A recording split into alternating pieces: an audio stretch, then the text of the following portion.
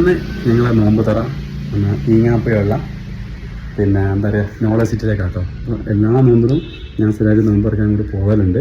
ഈ വർഷം എനിക്ക് ഇതുവരെ പോകാൻ പറ്റിയിട്ടില്ല. അപ്പോൾ ഇനിയും നേരെ വൈകി കഴിഞ്ഞാൽ നോമ്പ് തീർന്നു. അതുകൊണ്ട് ഞങ്ങളിന്ന് അവിടെ നോമ്പ് തുറക്കാൻ പോകണം. ഞാനും എൻ്റെ പിള്ളേരുണ്ട്, എൻ്റെ ഫ്രണ്ട്സ് റഫീഖ് അവൻ്റെ മക്കളൊക്കെ ഉണ്ട്. അപ്പോൾ ഞങ്ങൾ ഈങ്ങാപ്പുഴ പിന്നെ നോളജ് സിറ്റിയിലേക്ക് നോമ്പ് തുറക്കാൻ പോകണേ. ബാക്കി വിശേഷങ്ങളൊക്കെ ബാക്കി വിശേഷങ്ങളൊക്കെ നമുക്ക് പോകുന്ന വഴിക്കൊക്കെ പറയാം.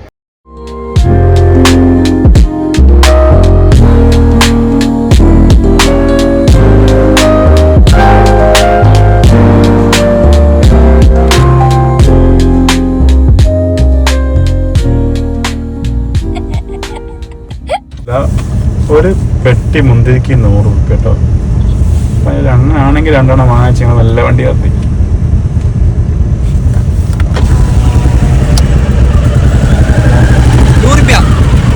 എത്ര കിലോ? 2 കിലോ എടുത്തിട്ടുണ്ട്.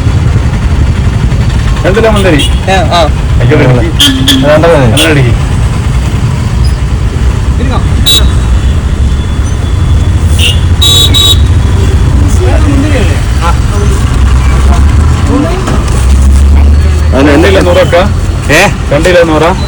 കിലോ അല്ല, 2,400 പെട്ടി ഉണ്ടാവും. 2 കിലോ മുന്തിരി ഉണ്ടാവും. ഓക്കെ എന്നാ ശരി. വേറെല്ലോ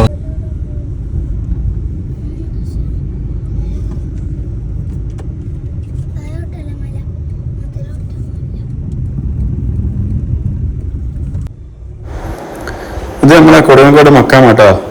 പള്ളിയൊക്കെ ഉഷാറാക്കി, നോമ്പിനെ ഉഷാറാക്കി ആയിക്കട്ടെ. എന്തായാലും അടിപൊളിയുള്ള വൃത്തിൻ്റെ കാണാൻ എത്തിട്ടോ. യാത്ര മുന്നോട്ട് പോയിക്കൊണ്ടിരിക്കണം. നമ്മൾ കഴിഞ്ഞ കൂടിയ യാത്ര പോയിക്കൊണ്ടിരിക്കുകയാണ്. ടേണിങ്ങിൻ്റെ വലത്തോട്ടില്ലേ, അവിടെ വലത്തോട്ട് കഴിഞ്ഞാൽ നമ്മുടെ കറക്റ്റ് ലൊക്കേഷനിലേക്ക് അപ്പോഴത്തെ കൽപ്പറ്റ, നോളജ് സിറ്റി, കോടഞ്ചേരി. വലത്തോട്ടാണ് നമുക്ക് നോളജ് സിറ്റിയിലേക്ക് പോകേണ്ട വൈകിട്ടോ. വലിയ തിരക്കൊന്നുമില്ല, 5:30 ആയിട്ടുള്ളൂ.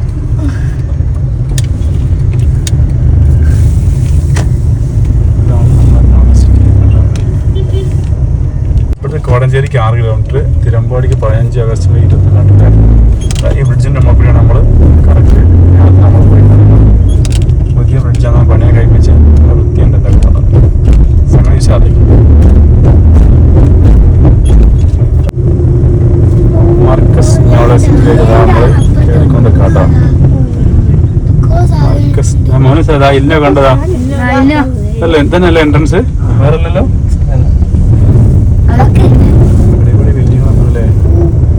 സെക്യൂരിറ്റിയെ കൊണ്ട് ചോദിക്കോ?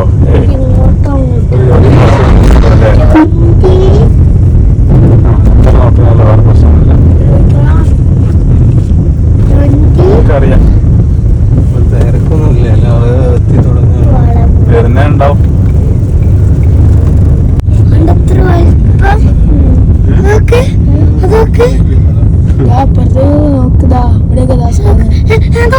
ഇതാണ് ഹാള് കേട്ടോ. ഹാളൊക്കെ കണ്ടു. കാണുന്നില്ലേ പള്ളി അപ്പുറത്താ. ഇതാണ് നോളജ് സിറ്റിയിലെ ഇതിലൊന്ന് കയറി വെക്കാം. ചിലപ്പോൾ വണ്ടി അങ്ങോട്ട് സമ്മതിക്കണ്ടാവില്ല, എന്നാലും വീഡിയോ എടുത്ത് നമുക്ക് തിരിച്ചു പോരാ അല്ലേ? പള്ളി എടുത്ത പ്രശ്നമില്ല, പള്ളിയാണ് കാണേണ്ടി നമുക്ക്. വണ്ടി കൊണ്ടുപോകാൻ പറ്റുന്നു അല്ലേ? ലെഫ്റ്റില് പോയിട്ടാണ് പാർക്കിംഗ് ഉണ്ട്. ഉണ്ടോ?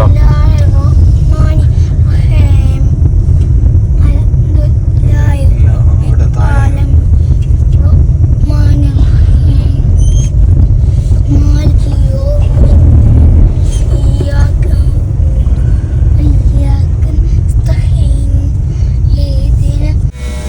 ഇപ്പൊ എല്ലാരും ഉള്ളിൽ പോയി കുത്തിരിക്കുക.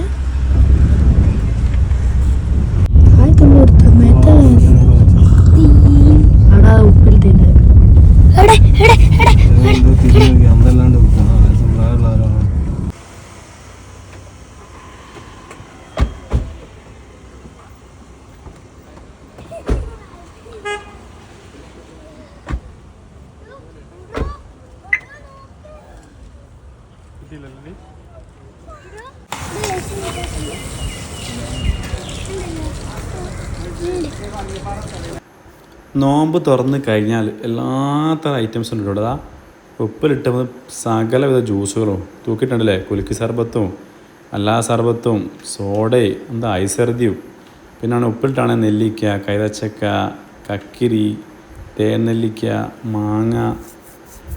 ഇല്ലാത്തൊരു സാധനമല്ല കേട്ടോ. എന്തായാലും നോമ്പ് തുറന്നു കഴിഞ്ഞാൽ പിന്നെ ഇപ്പം എല്ലാവരും പുറത്ത് കയറുന്ന കഴിക്കണമല്ലോ. ഉപ്പിലിട്ട ഐറ്റംസ്, കാന്താരിയിലിട്ടത്, മുളക്, എല്ലാ തരം ഇട്ടുക. അടിപൊളി സാധനം തന്നെ. തേനെല്ലിക്ക് ഒരു കെട്ട് കണക്കിന് കുപ്പിയാട്ടോ ഇവിടെ അട്ടിക്ക് വെച്ച്. നല്ല ചിലവുണ്ടാകും, കാരണം നോമ്പ് തുറന്ന ആളുകൾ ഇറങ്ങിയല്ലോ. ചതുരനെല്ലിക്ക എല്ലാ ഐറ്റംസും കേട്ടോ. അപ്പോൾ നോമ്പ് തുറന്നു കഴിഞ്ഞാൽ പിന്നെ ഫ്രൂട്ട്സും പിന്നെ ഉപ്പിലിട്ടോ നെല്ലിക്ക കഴിക്കാനും പിന്നെ അത് കഴിക്കാൻ പുറത്ത് പോകേണ്ട എല്ലാ സാധനവും ഇവിടെ തന്നെ ഉണ്ട് കേട്ടോ. എല്ലാതരം ഐറ്റംസും ഇവിടെ തന്നെ ഉണ്ട്. അപ്പോൾ അതും പൊളി. ഉള്ളിൽ കുറച്ച് അങ്ങോട്ട് പോയാൽ ഉള്ളിൽ ചെറിയൊരു പാർക്ക് ഉണ്ടോ, family children's park. Entry fees വരുന്നത് 20 ഉറുപ്പികയാണ്. പക്ഷേ ഞങ്ങൾ ഉള്ളോട്ട് കയറില്ല, കാരണം വെച്ചാൽ ഞങ്ങൾക്ക് പള്ളീൻ്റെ ഉള്ളിലൊക്കെ ഒന്ന് കയറി കാണ്ടിയതുകൊണ്ട് ഞങ്ങൾ ഉള്ളോട്ട് കയറില്ല. അത്യാവശ്യം വലിയ പാർക്കാണെന്നാണ് തോന്നുന്നത് കേട്ടോ.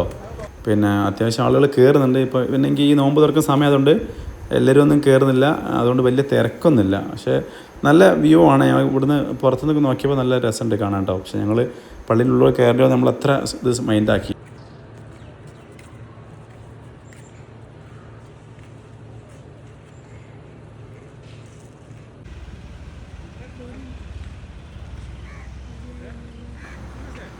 അങ്ങനെ ഞങ്ങൾ വണ്ടിയൊക്കെ പാർക്ക് ചെയ്ത് മെല്ലെ പള്ളിയിലേക്ക് കയറിട്ടോ.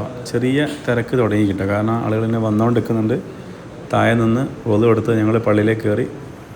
എല്ലാവരും രണ്ടരക്ക നിസ്കാരമൊക്കെ നിസ്കരിച്ച് പിന്നെ അവിടെ വരിയാട്ടോ. വരിക്ക് എന്നിട്ട് വേണം നമ്മൾ ഭക്ഷണം കഴിക്കാൻ സ്ഥലത്തേക്ക് പോകാൻ. കാരണം വെച്ചാൽ അത്രയും ആളുകളുള്ളതുകൊണ്ട് ആ ഒരു അടുക്കും ചിട്ടയിലും പോകുന്നത് കൊണ്ടാണ് അവിടെ എപ്പോഴും ആ നല്ല വൃത്തിയിലുള്ള പരിപാടി നടക്കുന്നത് കേട്ടോ. പിന്നെന്താ വെച്ചാൽ എനിക്ക് പറയാനുള്ളത്, ഏകദേശം എനിക്ക് അത്യാവശ്യം എല്ലാ ജില്ലയിൽ നിന്നും ആളുകൾ ഇവിടെ വരുന്നുണ്ട് കേട്ടോ. ഞാൻ കഴിഞ്ഞ വർഷം മുതൽ തന്നെ മലപ്പുറത്തുള്ള 1-2 ആളെ ഞാൻ പരിചയപ്പെട്ടിരുന്നു. അപ്പോൾ എല്ലാ ജില്ലക്കാരും ഇവിടെ വരുന്നുണ്ട്. മലയാളീസ് മാത്രം കേട്ടോ, അല്ലാത്ത സ്ഥലത്തു നിന്നൊക്കെ ആളുണ്ടാവില്ല കേട്ടോ. ഉണ്ടല്ലോ, ഇവിടെ വലിയ വരിയാട്ടോ.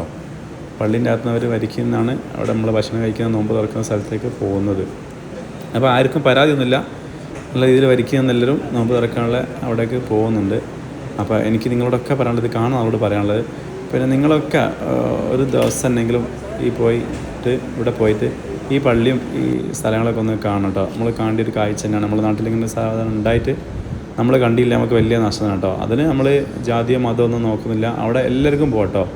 ആ പള്ളി പോകുന്നുണ്ട്. നോമ്പ് തുറക്കാൻ എനിക്ക് തോന്നുന്നുണ്ട് എല്ലാ ആളുകളും പോകുന്നുണ്ട്. അപ്പോൾ അങ്ങനത്തെ ഒരു വേർതിരിവൊന്നും അവിടെ ഇല്ല. അപ്പോൾ നോമ്പ് തുറക്കാനും വരുന്നുണ്ടെന്ന് എനിക്ക് തോന്നുന്നത് വരുന്നുണ്ട്. അപ്പോൾ എനിക്ക് എല്ലാവരോടും പറയാനുള്ളത്, നമ്മളെല്ലാവരും കാണേണ്ട ഒരു സ്ഥലം തന്നെയാണ്. നല്ലൊരു കാഴ്ച, നല്ലൊരു ഭംഗി എന്ന് വെച്ചാൽ ഒരു സന്തോഷം കേട്ടോ. നമ്മൾ ഇവിടെ പോയി കഴിഞ്ഞാൽ അവിടെ പോയി ആ പള്ളിയും ആ ചുറ്റുപാടിലെ എല്ലാം കണ്ടു കഴിഞ്ഞാൽ ഒരു സന്തോഷമാണ്. ഫാമിലി ആയിട്ട് നല്ല ആൾ വരുന്നുണ്ട്, കുട്ടികളൊക്കെ നല്ലോണം ഉണ്ട് കേട്ടോ. സ്ത്രീകളും അല്ലാത്തവരൊക്കെ വരുന്നുണ്ട്.